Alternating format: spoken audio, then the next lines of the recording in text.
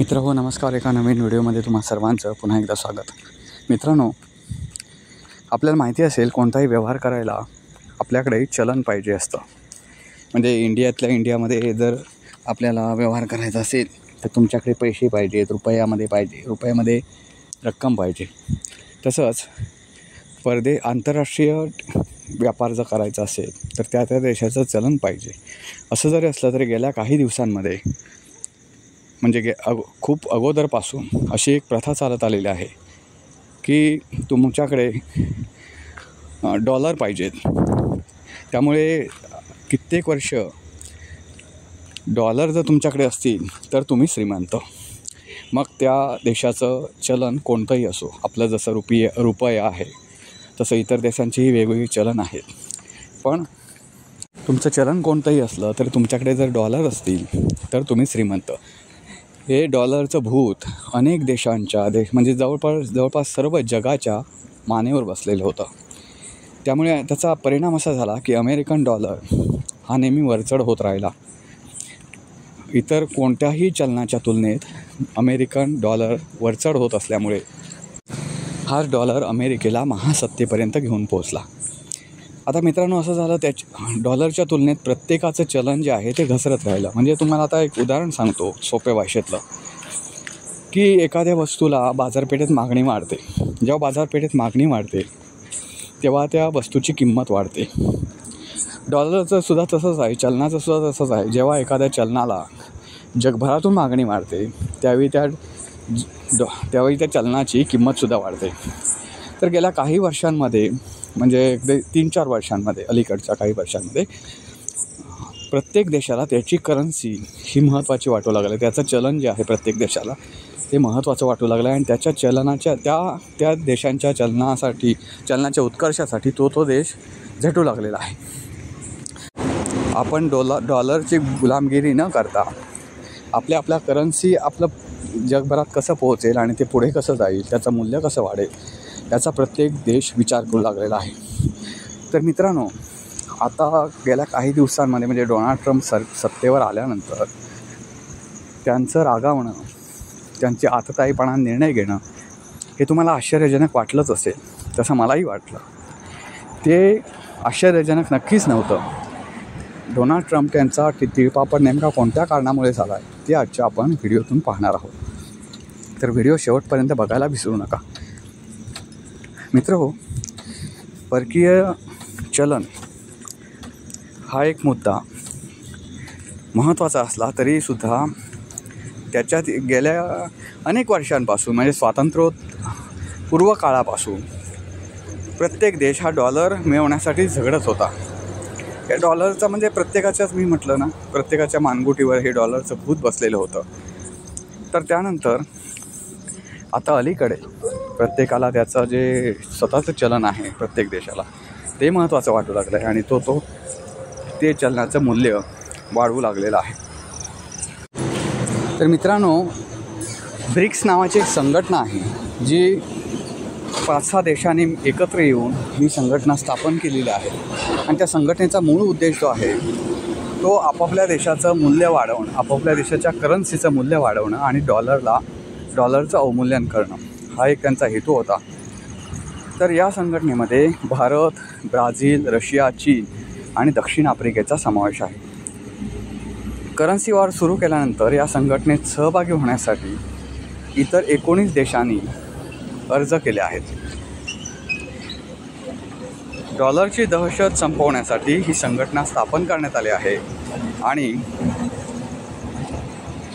आता जगातील मोठी व्यापारी उलाढाल असलेल्या जर सर्व देश एकत्र आले तर या चळवळीला एक खूप मोठा व्यापकपणा येऊ शकतो. विविध देशांनी भारताने याबाबत घेतलेल्या भूमिकेचं समर्थन केलं आहे. त्या भारताच्या भूमिकेला पाठिंबा दिला आहे. भारतानं सुद्धा आपला रुपया पुढे करण्यासाठी सुरुवात केली. नरेंद्र मोदी यांच्या नेतृत्वाखाली भारतीय अर्थव्यवस्था बळकट करण्यासाठी भारतीय सरकार प्रयत्नशील आहे. आता भारतीय अर्थव्यवस्था बळकट करणं किंवा कोणती अर्थव्यवस्था बळकट करणं म्हणजे काय असतं, तर आंतरराष्ट्रीय व्यापार जो आहे तो स्वतः डॉलरमध्ये न करता स्वतःच्या करन्सीमध्ये करणं, स्वतःच्या चलनामध्ये करणं. म्हणजे तुम्ही रशियामध्ये गेलात, म्हणजे आंतरराष्ट्रीय पातळीवरचं सांगतो मी, तुम्ही रशियामध्ये गेलात तर तुम्हीसुद्धा तुमच्या करन्सी वापरून जो काही व्यवहार असेल, आंतरराष्ट्रीय पातळीवरचा व्यवहार म्हणतो मी, आपण 1-2 गोष्टी घेतल्या रशियामध्ये जाऊन आणि आपण जर हे केलं तर तिथलं चलनातच आपल्याला पैसे द्यायला लागते. पण एक आंतरराष्ट्रीय पातळीवरचं जे आहे, म्हणजे भारत जेव्हा रशियाकडून काही गोष्टी आयात करेल तेव्हा तो आपली करन्सी त्यांना देईल, डॉलर देणार नाही. त्याचबरोबर रशिया ज्यावेळी आपल्याकडून एखादी वस्तू घेईल त्यावेळी ते त्यांची करन्सी देऊन आपली वस्तू विकत घेतील. आपल्या भारतातल्या ज्या काही वस्तू असतील त्या विकत घेतील, पण त्याच्यासाठी डॉलर ते मोजणार नाहीत. या सगळ्या प्रयत्नांना असं पाठबळ इतर देशांचं मिळू लागलं आहे की अमेरिकेला त्याच्यामुळे धडकी भरू लागले आहे की अमेरिकन डॉलर जर कोणीच घेतलं नाही तर जागतिक पातळीमध्ये जे अमेरिकन डॉलरचं स्थान आहे ते घसरेल, पद घसरेल आणि अमेरिकन डॉलरला सध्या जो भाव मिळतो आहे तो कमी होईल, अशी धास्ती अमेरिकेला आहे. आणि जर डॉलरचा भाव कमी झाला तर आपोआपच अमेरिकेच्या ज्या महासत्ता आपण म्हणतो ते सध्या महासत्ता नाहीच आहे, ती खूप त्यांची पद घसरत चाललेली आहे, पण ती आणखी घसरण्याची शक्यता आहे. त्याच्यातच मित्रांनो खरं सांगायचं म्हणजे रशियानं भारतासोबत एक व्यापारी करार केलेला आहे. त्या करारानुसार जर आपण लाखभर रुपयाच्या गोष्टी रशियातून घेतल्या आणि त्याचबरोबर त्याचवेळी रशियानं भारताकडून 1,20,000च्या वस्तू घेतल्या तर 1,20,000 उरलेले 20,000 रुपये जे आपण देणं लागतो रशियाला, तर ते न देता ती आपल्या देशामध्ये रशियाने केलेली गुंतवणूक आहे असं मानण्यात येईल. आणि अशी गुंतवणूक भारतातली जी गुंतवणूक आहे ती वाढवू शकतो. पण ह्या गुंतवणुकीबरोबरच इतर ज्यावेळी व्यापार संबंध येतील किंवा इतर ज्या गोष्टीचं आदानप्रदान होईल त्यावेळी डॉलर न वापरता, करन्सी म्हणून डॉलर न वापरता जी त्याची लोकल करन्सी असेल तिचा वापर करण्याचं भारतने रशियानं मान्य केलेलं आहे. भारताबरोबर व्यापारी करार वृद्धिंगत करण्यासाठी अनेक देश उत्सुक आहेत आणि याचं महत्त्वाचं कारण म्हणजे हे घडतं याच्यामुळे भारत ही एक मोठी व्यापारपेठ झालेली आहे. अलीकडच्या काळात भारताची व्यापारपेठ म्हणून उदयास येत असलेली प्रतिमा हे त्याचं मुख्य कारण आहे.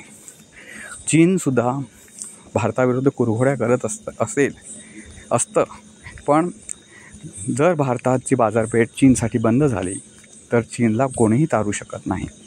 एवढी भारतीय व्यापारपेठ ही मोठी आहे.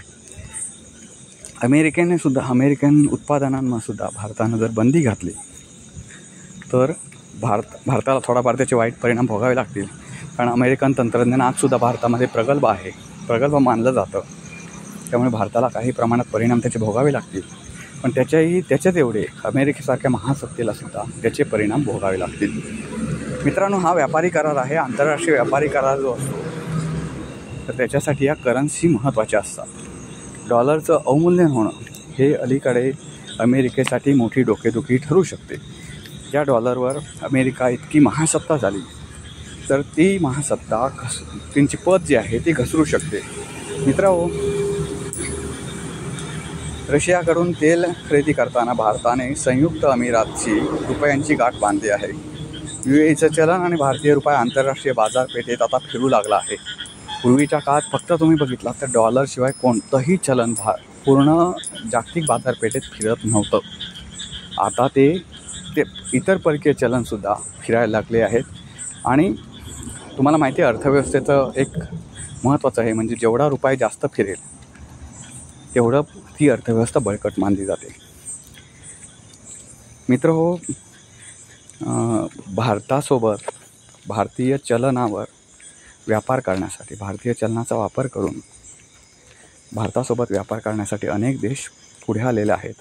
आत्तापर्यंत 49 देशांनी भारतीय रुपयात व्यवहार करण्यासाठी खाते उघडले आहेत आणि इतर अनेक देशांना असं खातं उघडण्यासाठी प्रतीक्षेत आहेत, म्हणजे वेटिंग लिस्टवर आहेत. भविष्यात भारतासाठी ही खूप मोठी संधी होऊ शकतो. आज तुम्हाला भारताचा रुपयाचा रेट हा डॉलरच्या तुलनेत 90वर पोचलेला आढळून येतो.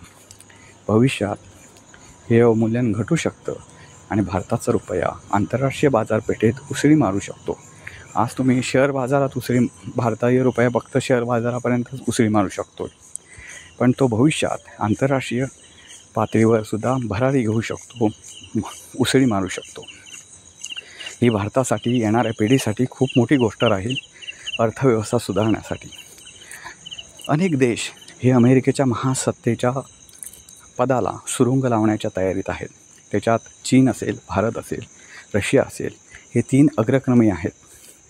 त्या देशांकडे ताकदसुद्धा स्वतःची आहे आणि ते देश स्वतः प्रगल्भसुद्धा आहेत. त्यांच्याकडे तंत्रज्ञानसुद्धा तेवढंच आहे.